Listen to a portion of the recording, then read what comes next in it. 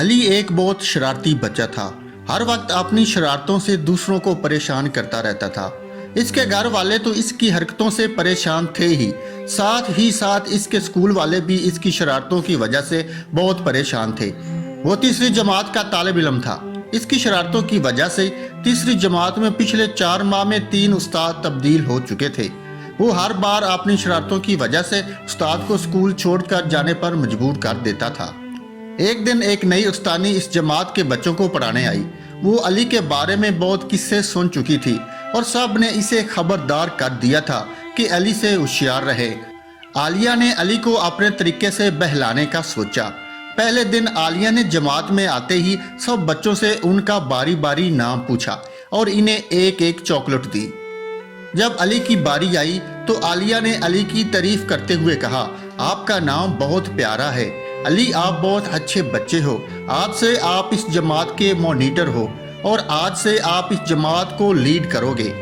सबको चुप करवाओगे, इनके होमवर्क मुझे लाकर दोगे। आलिया की बातें सुनकर अली बहुत हैरान हुआ कि आज तक किसी ने इससे प्यार से बात नहीं की।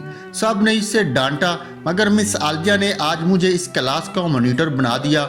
इस दिन के बाद अली ने आलिया का भरोसा नहीं तोड़ा और एक अच्छा बच्चा बन गया। वो खुद रोज होमवर्क भी करके आने लगा और शरारतें करना भी छोड़ दी। इस कहानी से हमें ये सबक मिलता है कि हमें हर एक के साथ प्यार से पेश आना चाहिए। बच्चों को डांटने और मारने से वो मजीद बागी हो जाते हैं, जबकि प्यार और मोहब्बत से बच्चों को बहुत आसानी से बहलाया जा सकता है। जैसे आलिया ने बहुत समझदारी से अली को एक अच्छा बच्चा बनाया, ऐसे ही हम भी अपने रवैये से दूसरों को सीधे रास्ते पर ला सकते हैं। उम्मीद करता हूँ ये कहानी आपको पसंद आई होगी। अगर कहानी अच्छी लगी है तो वीडियो को लाइक कर लें और दोस्तों के साथ शेयर ज़रूर करें।